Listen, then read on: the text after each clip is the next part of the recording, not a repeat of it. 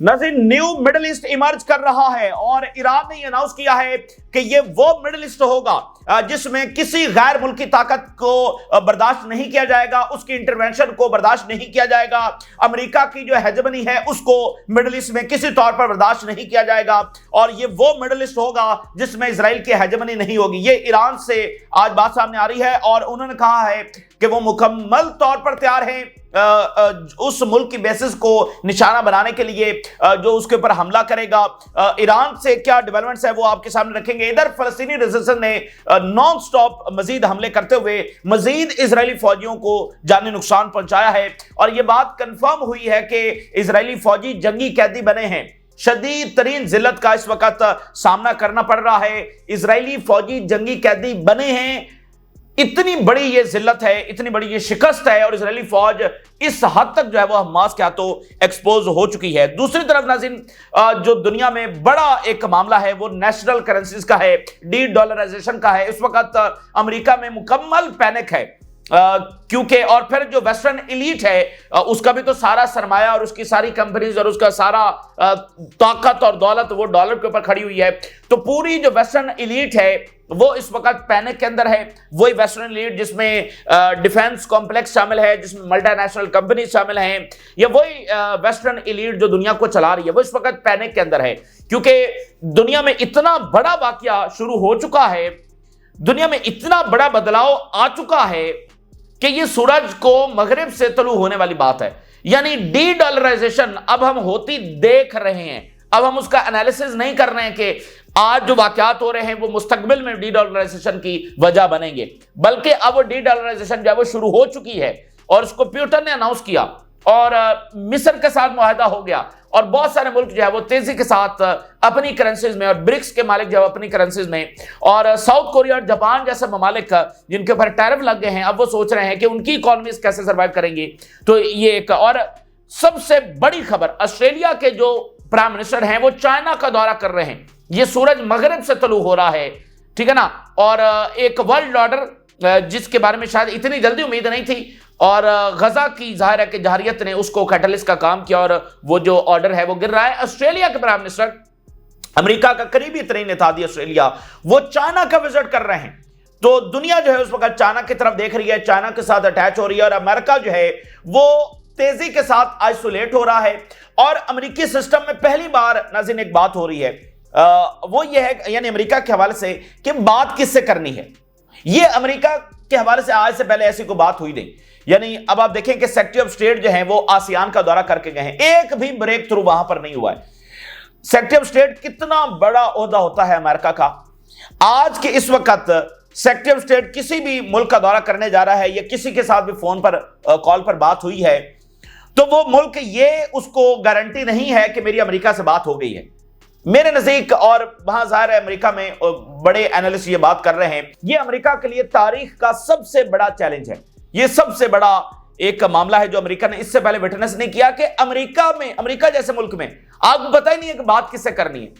आप ये नहीं कह सकते कि सेक्रेटरी ऑफ स्टेट से मेरी बात हो गई है तो अमेरिका से मेरी बात हो गई है। अच्छा, तो एक ही पर्सन है that is running the show and that is Trump. तो क्या आप ट्रंप के ऊपर एतबार करेंगे? यानी क्या आप ये कह सकते हैं कि जो ट्रंप के साथ मेरी बात हुई है वो बात मेरी हो गई है? क्या आप ये कह सकते हैं आज के इस वक्त टाइम में? इस वक्त नेटो और यूरोप और यूक्रेन पिछले 24 घंटों 48 घंटों में ट्रंप ने 3 ऐसे मुख्तलिफ बयान दिए हैं कि खुद जर्मनी जो कह रहा था कि पैट्रियट मिसाइल भेजेंगे, नॉर्वे और जर्मनी ने कहा कि हम अमेरिका से पैट्रियट मिसाइल खरीद कर यूक्रेन को देंगे। अच्छा, वो ट्रंप ने सुबह और बात की है, शाम और की है, अभी कुछ देर पहले उनकी और बात सामने आई है। मतलब कोई चीज तय नहीं है यहां पर। पहले ट्रंप ने कहा कि हम असला भेज रहे हैं, अच्छा बाद में उसने कहा कि नहीं हम तो कोई असला नहीं भेज रहे हैं बल्कि ये हमसे खरीद कर अगर देना चाहते तो हमें कोई मसला नहीं है। फिर क्या हुआ कि उन्होंने कहा कि ये पेंटागन ने जो असला रुका है यूक्रेन का मुझे तो पता ही नहीं है। आप बिलीव कर सकते हैं, यानी पेंटागन ने यूक्रेन का असला रोका और मुझे पता ही नहीं है कि उन्होंने रोक लिया, उन्होंने मुझे तो नहीं बताया गया। तो ये है ट्रंप की इस वक्त सूरत हाल। यानी जो निचले ओहदेदार हैं जो कि मतलब सेक्रेटरी ऑफ स्टेट की हम बात कर रहे हैं, अमेरिका की हम बात कर रहे हैं, यानी सेक्रेटरी ऑफ स्टेट ही होता है ना। आपने देखा एंटनी ब्लिंकन जिस तरह, अमेरिकी सदर तो हर जगह पर जाकर दौरा नहीं करता है, सेक्रेटरी ऑफ स्टेट ही होता है। तो क्या आपकी सेक्रेटरी ऑफ स्टेट से बात हो गई है तो उसको तय समझेंगे? उसकी कोई गारंटी है? ये अमेरिका के लिए सबसे बड़ा क्या हो सर, यही अमेरिकन एम्पायर का जो सबसे बड़ा डिक्लाइन है। और उधर आप देखिए कि रशिया, चाइना, नॉर्थ कोरिया और ईरान, इनका जो अलायंस है वो न्यू वर्ल्ड ऑर्डर का पिलर साबित हो रहा है। यानी बाकी सारा जो स्ट्रक्चर है वो इनके अलायंस के ऊपर खड़ा हुआ है। अब नॉर्थ कोरिया उसमें जो किरदार अदा कर रहा है वो इतना गैर मामूली है, क्योंकि चाइना भी जरा देखभाल कर उनके मामलात, रशिया भी एक जंग में है, फिर दूसरे मामलात प्यूटन से बात करनी है। अच्छा, ईरान एक कम्प्लेक्स तरीन रीजन में है उनके अपने, लेकिन जो नॉर्थ कोरिया है, फिर वो नॉर्थ कोरिया ही है, बस नॉर्थ कोरिया जैसा दूसरा कोई मुल्क नहीं है। नॉर्थ कोरिया जिस तरह से उन्होंने अभी रशिया के जो फॉरेन मिनिस्टर हैं वो आसियान से होकर वहां पहुंचे हैं, कल वो वहां पर लैंड हुए, और आज जो ताजा तरीन खबरें वहां से सामने आ रही हैं, उन्होंने, नॉर्थ कोरिया ने अनकंडीशनल सपोर्ट का ऐलान कर दिया है कि इंपीरियलिज्म के खिलाफ जो हमारी लड़ाई है, साम्राज्य के खिलाफ जो हमारी लड़ाई है, उसमें हम अनकंडीशनल सपोर्ट देंगे और मिलिट्री सपोर्ट देंगे। ठीक है, ये उन्होंने रशिया के लिए कहा कि अनवेवरिंग सपोर्ट, और ईरान के लिए और बाकी थादियों के लिए, यानी इंपीरियलिज्म से लड़ने के लिए हमारी अनकंडीशनल और अनवेवरिंग सपोर्ट, ये नॉर्थ कोरिया ने अनाउंस कर दिया। और उधर ताइवान में क्या हो रहा है, ताइवान में चीन भरपूर तैयारी कर रहा है। अब वहां पर उन्होंने वो टैंक्स भी तैयार कर लिए हैं जो दुनिया ने इससे पहले नहीं देखे, जो पानी में से तैरते हुए साल तक पहुंच जाएंगे। कभी आपने टैंक्स तैरते हुए देखे हैं? तो चाइना ने वो तैयार कर लिए, चाइना ने वो मशीनरी तैयार की है। एक तो ये होता है ना कि आप बहरी जहाज के ऊपर टैंकों को जो है ना कैरी करके लेकर जाते हैं, नहीं, एक एक अलग अलग टैंक, उसके लिए अलग अलग कैरियर बनाया गया है। यानी सिंगल टैंक जो है उसके लिए सिंगल अलग से कैरियर है, और वो जनाब वहां से फ्लोट करता हुआ, तैरता हुआ जो है वो समंदर को क्रॉस कर रहा है, पानी क्रॉस कर रहा है। तो वो सारी मशीनरी इस हिसाब से डिजाइन कर रहे हैं कैसे ताइवान का मुहासरा करना है। अब उन्होंने वो टैंक्स जो तैरते हुए वहां पर जाकर उनके साइलों तक पहुंचेंगे, तो वहां पर यह तैयारी हो रही है। और किसी को कोई पता नहीं है कि चाइना क्या करेगा ताइवान के ऊपर, वो कब हमला करेगा, करेगा नहीं करेगा, उसकी एक्चुअल स्ट्रेटजी क्या है, उसके बारे में सिर्फ तज्जिए ही हैं। एक्चुअली किसी को कोई पता नहीं है कि चाइना, हो सकता है कल वो हमला ताइवान के ऊपर कर दे, कल वो ताइवान के मुहासरे का अनाउंस कर दे, ये भी पॉसिबल है। ठीक है ना, मतलब वो ऐसे भी इतनी जल्दी भी कर सकते हैं, और अगले 5 साल तक कुछ वहां पर हो ही ना। लेकिन मैं बता दूं कि वो मसला बहुत जल्द वहां पर गड़बड़ होने वाली है, क्योंकि अमेरिका जो है वो चीन को प्रवोक करता चला जा रहा है। अभी उसने नए टैंक जो है वो ताइवान को भिजवा दिए हैं, पहली बार वो जदीद तरीन टैंक्स ताइवान को मिले हैं। तो जिस तरह से अमेरिका प्रवोक कर रहा है और जिस तरह से चाइना अपनी मशीनरी बना रहा है, बहुत जल्द वहां पर भी कोई नया महाज जब वो खुलने जा रहा है, बकायदा हॉट वॉर जब वहां पर शुरू हो सकती है। अच्छा, सबसे बड़ी लड़ाई कहां पर छिड़ी है? सबसे बड़ी लड़ाई अमेरिका में छिड़ी है, जिसके बरह रास्त असरात जो है वो सारी दुनिया के ऊपर है, फलस्तीन के ऊपर है, ईरान के ऊपर है, सबके ऊपर है। हर एम्पायर में आखिरी वक्त में हम देखते हैं कि अंदरूनी क्योस, अंदरूनी लड़ाइयां, इख्तलाफात, डिवीजन्स, ये सारी हम चीजें देखते हैं। और इस वक्त सबसे बड़ी नजरें दुनिया की लगी हैं कि अमेरिका के अंदर क्या हो रहा है, क्योंकि अमेरिका के अंदर जो कुछ हो रहा है जाहिर है कि वो सबके ऊपर जो असरअंदाज होगा। अब नाज़रीन, वहां अमेरिका में जो एक बड़ी तब्दीली आ रही है कि for the very first time जो इजरायली लॉबी है वो अपनी ताकत के हवाले से, अपने इन्फ्लुएंस के हवाले से कमजोर तरीन पोजीशन के ऊपर वो जाकर पहुंची है। और अमेरिका में बहुत बड़ी ट्रांसफॉर्मेशन देखी जा रही है, बहुत बड़ी पब्लिक ओपिनियन का शिफ्ट देखा जा रहा है। और जो जेफरी एप्स्टीन का मामला है वो इस वक्त दरमियान में लटक गया है और उसके बराह रास्त ताल्लुक निकल रहा है इजराइल के साथ। यानी एक तो गजा की जारियत है जिसकी वजह से वहां पर पब्लिक ओपिनियन में तब्दीली आई है और उन्होंने क्वेश्चन करना शुरू किया इजराइल के मामलात को। लेकिन जो जेफरी एप्स्टीन का मामला है, जो अमेरिकन के लिए बहुत ही सेंसिटिव मामला है, उसका जो कड़ियां मिल रही हैं वो भी इजराइल के साथ मिल रही हैं। और टक्कर कार्लसन ने अनाउंस कर दिया है कि जेफरी एप्स्टीन जो है वो तो इजराइल का एजेंट था। ये टक्कर कार्लसन ने जब वो अनाउंस कर दिया है, ये बहुत बड़ा यानी कि वाकया है। और जेफरी एप्स्टीन के बारे में देखें, उसकी फाइल जो है वो रिलीज नहीं की गई, उससे मजीद शकूक शुबात बढ़े हैं कि ये इसकी फाइल क्यों नहीं रिलीज की जा रही। अब उनको पता चला है कि इसमें तो इजराइल के साथ मामलात लिंक है, ये कुछ सिर्फ एक जिनसी स्कैंडल नहीं है, इसके साथ तो पूरा सिस्टम जुड़ा हुआ है, पूरा अमेरिका का सिस्टम जुड़ा हुआ है। और इसमें बहुत सारी इंटरनेशनल पर्सनैलिटीज जुड़ी हुई हैं, और सबसे बढ़कर इसके साथ जब इजराइल जुड़ा हुआ है इस मामले के साथ। और जेफरी एप्स्टीन जो है वो मोसाद के लिए काम कर रहा था, और वो क्या कर रहा था, जो अमेरिकन पॉलिटिशियंस हैं, जो ब्यूरोक्रेट्स हैं, जो उनके कर्ता धर्ता हैं, ठीक है ना, उनको कैसे इन्फ्लुएंस करना है, उनको कैसे ब्लैकमेल करना है और उनसे फिर अपनी मर्जी के फैसले करवाने हैं, ये दरअसल वहां पर किया जा रहा था। वो सिर्फ कोई जिनसी स्कैंडल नहीं है, यानी ऑलरेडी एक पब्लिक ओपिनियन का शिफ्ट, उसमें जेफरी एप्स्टीन का ताल्लुक निकल आया है मोसाद के साथ और इजराइल के साथ। ठीक है, अब मिसाल, एक छोटी सी मिसाल लीजिए कि ये कितना बड़ा मामला है, कितना बड़ा ये मामला है, कोई छोटा मोटा ये मामला नहीं है। बिल क्लिंटन बड़ा क्लोज रहा जेफरी एप्स्टीन के, और उसका एक स्कैंडल एक खातून के साथ आया जो व्हाइट हाउस की प्रेस सेक्रेटरी थी, उसके साथ स्कैंडल आया जिसकी वजह से बिल क्लिंटन को जाना पड़ा।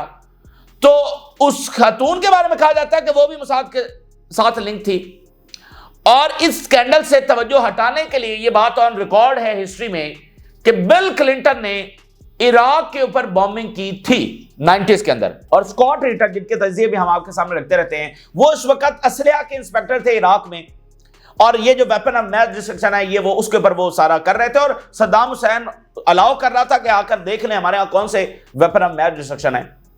तो बिल क्लिंटन ने उस स्कैंडल से तवज्जो हटाने के लिए इराक के ऊपर बॉम्बिंग कर दी, ठीक है, और वो बिला जवाज थी और इलिजिटिमेट थी, लेकिन उस स्कैंडल के लिए, और पीछे खातून कौन, जेफरी एप्स्टीन कौन, मोसाद, इराक के ऊपर बॉम्बिंग कर दी। वो उसने रास्ता खोला जो 2003 की आगे जंग हुई, जो अमेरिका ने हमला किया, पीछे ये वाला सारा मामला था, बियानिया और बॉम्बिंग, और उसने रास्ता खोला 2003 की जंग। हजारों अमेरिकी फौजी उसके अंदर मारे गए एंड ट्रिलियंस ऑफ डॉलर्स का लॉस हुआ। तो ये इस सारे मामले का सिर्फ एक पहलू है, यानी आप कड़ी से कड़ी मिलाते चले जाएं तो ये इतना बड़ा पेंडोरा बॉक्स है कि इसमें कोई बचा ही नहीं है। उनके तमाम इन्फ्लुएंशियल लोग और पॉलिटिशियंस और ब्यूरोक्रेट्स, और उसमें फिर जंगें, इतनी बड़ी बड़ी जंगें, उसके पीछे भी ये हाथ। तो वो जेफरी एप्स्टीन की फाइलें रुक गई हैं, और Tucker Carlson, the most powerful voice in America, उन्होंने कह दिया कि इसके पीछे मोसाद थी, खुलकर। यानी ये बहुत बड़ा वाकया है, और ये बात उन्होंने की कहां पर है, एक समिट हुआ है अमेरिका में जिसका नाम ही ये है turning point of US student summit, turning point of US student summit. उस समिट के अंदर जाकर टकर कार्लसन ने पब्लिक के सामने ये कह दिया है कि जेफरी एप्स्टीन का ताल्लुक जब इजराइल और मोसाद के साथ था। तो उसके बाद एक हीटेड डिबेट अमेरिका में और ज्यादा यानी कि शुरू हो गई है कि अच्छा इजराइल ऐसे हमें कंट्रोल कर रहा है, अच्छा इजराइल हमें जंगों में ऐसे ड्रैग करता है, अच्छा इसके जो लोग हैं वो ऐसे हमारे पॉलिटिशियंस को आकर जो है वो कंट्रोल करते हैं और ब्लैकमेल करते हैं। तो ये मामला जो है ना बहुत ज्यादा आगे चला गया है। फिर आलमी सतह पर आप देखिए कि सेक्रेटरी ऑफ स्टेट जो है, कोई भी अमेरिकन ऑफिशियल है, स्टीव विटकॉफ को ले लें। स्टीव विटकॉफ एक वक्त में प्यूटन के साथ जाकर बात कर रहा है, एक वक्त में यहां मिडिल ईस्ट में आकर बात कर रहा है। तो प्यूटन बात कर रहे हैं भाई अमेरिका से हमारी बात हो रही है, मिडिल ईस्ट के लोग हैं, कतरीज हैं, इजिप्शियंस हैं, सऊदीज हैं, स्टीव विटकॉफ के साथ बात कर रहे हैं। अच्छा जी, वो कह रहा है सीजफायर कर रहे हैं। अच्छा जी, उन्हीं के कहने के ऊपर हमास ने अलेक्जेंडर को रिहा किया। वो स्टीव विटकॉफ के कहने के ऊपर तो नहीं किया, कतरी या इजिप्शियन या किसी और मिडिल ईस्ट के मुल्क के कहने के ऊपर किया, मोस्ट प्रोबेबली इन दोनों में से किसी एक मुल्क के कहने के ऊपर किया। इनको किसने गारंटी दी? स्टीव विटकॉफ ने। वो किधर है गारंटी? मैंने आपको बताया दुनिया के कमजोर तरीन मुल्क भी ऐसे नहीं चलते हैं जैसे ये ट्रम्प निजामिया दुनिया को चला रही है। यह चीजें चलती हैं जुबान के ऊपर कि यार ये बंदा है, ये इतना बड़ा उहदेदार है, ये अमेरिका का नुमाइंदा बनकर आया है, एलची बनकर आया है, स्पेशल उनका एनवाय बनकर आया है, और ये हमें ये बात कह रहा है तो ये बात ऐसे ही होगी। ऐसे दुनिया चलती है। लेकिन जब पता चले कि नहीं ये बात ऐसे है ही नहीं और उसकी कोई अहमियत ही नहीं है, तो फिर दुनिया चलेगी इस तरह से। फिर प्यूटन और शी जिनपिंग मिलेंगे उस बंदे से आकर। तो ये एक बहुत बड़ा क्राइसिस है। यानी अमेरिका के अंदर मैंने आपके सामने रखा है कितनी तरफा क्योस है, इकोनॉमी का अलग है, बाकी अलग है, और उसमें जेफरी एप्स्टीन जैसा मामला और इजरायली लॉबी वो एक अलग मामला है, और उसमें अब ये वाला अलग क्राइसिस है अमेरिकन एम्पायर का कि बात किससे करनी है और उसकी क्रेडिबिलिटी किसकी है, गारंटी क्या है, इसमें क्या ऐसी चीज होगी कि लिख के दे दिया जाए, बोल दिया जाए, किस बंदे से बात कर ली जाए तो हम कहेंगे अमेरिका से बात हो गई है। ये सबसे बड़ा अमेरिका का, और कोई भी एम्पायर ऐसे कोई एक छोटा सा मुल्क ऐसे नहीं चल सकता है, एक बड़ी एम्पायर इस तरह की तरह चल सकती है। और इजराइल के लिए सबसे बड़ा मसला क्या है? इजराइल जो है वो इस वक्त कमजोर पड़ चुका है, ठीक है, इजराइल इस वक्त कमजोर पड़ चुका है और वो हैवीली डिपेंडेंट हो गया है अमेरिका के ऊपर। यूरोप को तो वो गालियां निकाल रहे हैं और सारा डिपेंड हो गया है वो अमेरिका के ऊपर। और अमेरिका की सूरत हाल ये जहां पर इजरायली लॉबी कमजोर तरीन पोजीशन के ऊपर चली गई है, बाकी क्योस उनका अलग से है, ट्रंप इंतजामिया के ऊपर प्रेशर अलग से है, तो इजराइल जो है वो मुकम्मल डिपेंडेंट है अमेरिका के ऊपर। तो ये इजराइल के लिए सबसे बड़ा खतरे का साइन है। ये उनकी ताकत नहीं है, मैं आपको बता दूं। अगर ईरान मुकम्मल डिपेंडेंट हो जाए चाइना और रशिया के साथ, ये उनकी ताकत नहीं होगी, ये उनकी कमजोरी होगी। तो ये इजराइल की ताकत नहीं है कि वो मुकम्मल डिपेंडेंट आज हो चुका है, कमजोर हो चुका है, सिर्फ डिपेंड कर रहा है अमेरिका के ऊपर। ये उनकी ताकत नहीं है, ये उनकी कमजोरी है। किसी भी वक्त वो अपना सपोर्ट जब नीचे से निकाल लेंगे। फिर नाज़रीन, जो तिजारती जंग है, जो नेशनल करेंसी, जो डी-डॉलराइजेशन है, ये एक बड़ा टर्निंग पॉइंट दुनिया में है।